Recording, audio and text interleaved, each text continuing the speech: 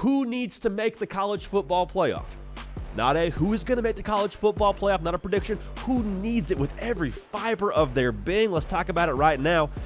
When I talk about who needs to make the college football playoff, the filter I ran it through was, if this team doesn't make that 12-team field now, with it expanding in 2024, who would have the most physical, emotional, spiritual reaction in a negative sense to being left out? So this will make more sense as we kind of unpack it together. Georgia is probably the obvious one. I think they need to make the college football playoff because, quite frankly, they're too good to not make the college football playoff. And if they don't make the playoff with 12 teams in it now, it would feel a lot like, to me, if Usain Bolt didn't make the final race at the Olympics when he was back there breaking world records. The roster is too good. If they don't make it, I'll go out on a limb and say something went drastically wrong from an injury perspective for Georgia. If they don't make the playoff, I'd be fascinated by that.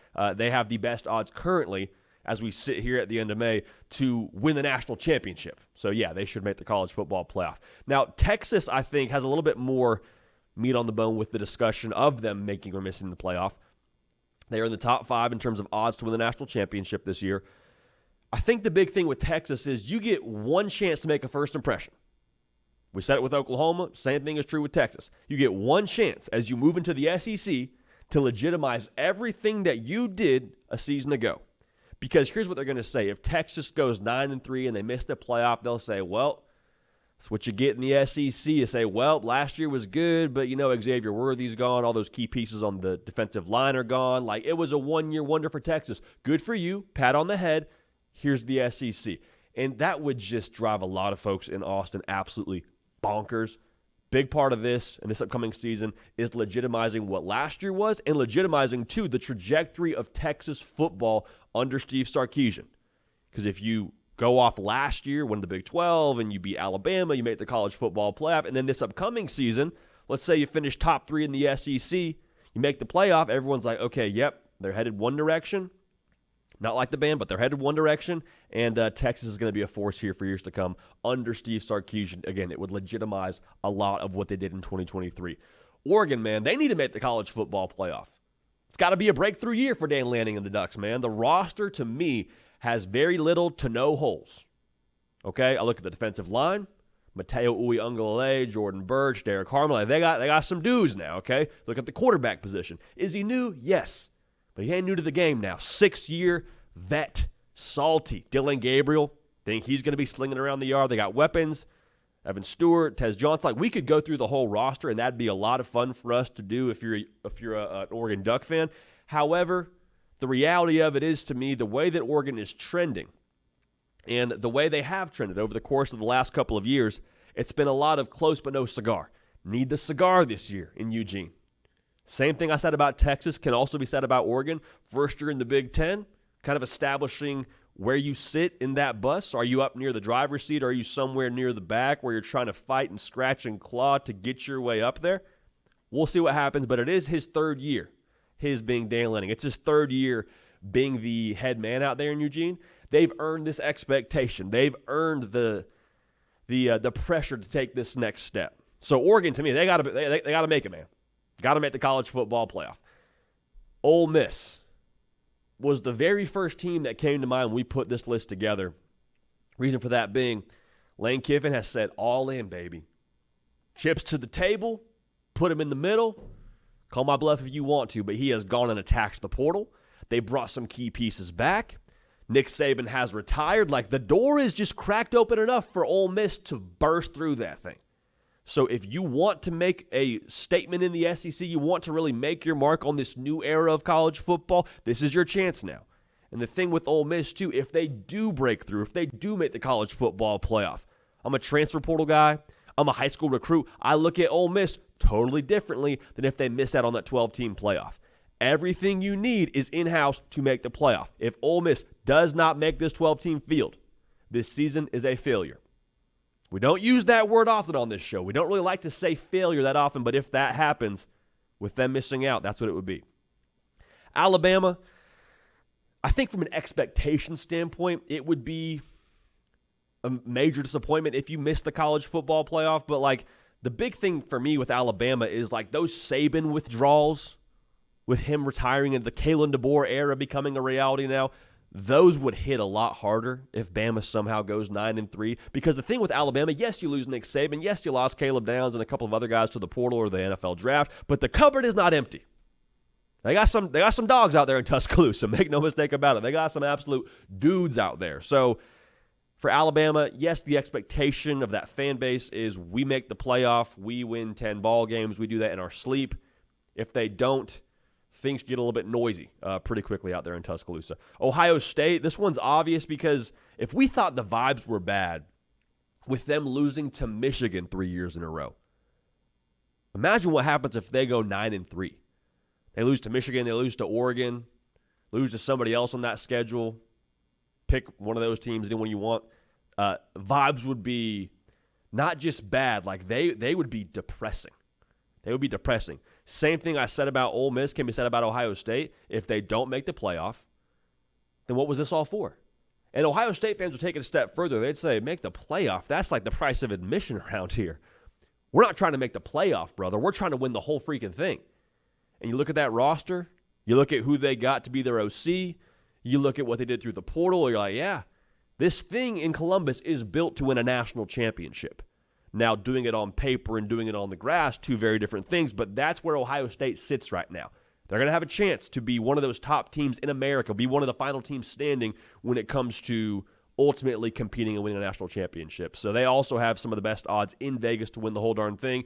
I think as of right now, they're second in the country. Ohio State, it's about one thing, winning a natty. So failing to even qualify for the dance can't happen.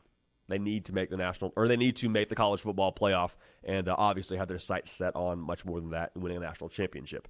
Notre Dame, you look at the schedule, you look at the college football tectonic plate shifting, you look at how they're trending over there in South Bend, they got to make the college football playoff.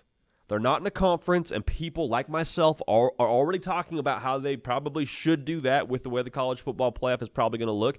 They worked the portal this past offseason. You go and upgrade at quarterback. You get Riley Leonard from Duke. You go and attack the wide receiver position as well. You add Chris Mitchell. You add Jaden Harrison, guys that are absolute burners for you on the outside.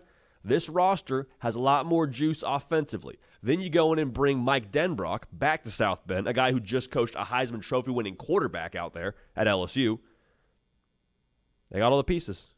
Got all the pieces. So there's the roster side of things, the way they're continuing to, in my mind, make strides towards being a college football playoff kind of team. And then you look at what they have on the schedule, okay? You're at A&M, you got Louisville, you got Florida State, you're at USC. If 10-2 or 11-1 is getting you in the college football playoff, much less going undefeated, I think it's there. I think it's there. A&M is going to be tough, but like it's Mike Elko's first year out there. Louisville, who knows? It could be sneaky. Florida State, they're 83rd in returning production in America, so we'll see what they are. USC, big question mark. Like Notre Dame, from a roster talent level, will be on par or better than all of those teams. It's set up for them to make the college football playoff. This is the other thing I want to make sure we say. And this is kind of a theme for us when talking about Notre Dame. The branding of where they are right now and the way college football, like I said at the top of this thing, the tectonic plates, the way they're shifting. If Notre Dame goes and makes the college football playoff this year, they make the college football playoff next year, you know how that changes the way that recruits would view what Marcus Freeman is doing out there? I think it goes from, well, Notre Dame, they're a good school, good brand, to, hey, we're competing for national championships every single year. We just need this 5-star. We just need you, Johnny 4-star, to come play for us and get us over the hump. Do you want to be a part of getting us there? I think that pitch in itself is wildly intriguing to guys in that position, and I think ultimately that could be the difference maker for them getting to the top of the college football mountain, which is their expectation. You're not playing for conference titles. You're not playing for a New Year's Six bowl game. You are playing to win national championships.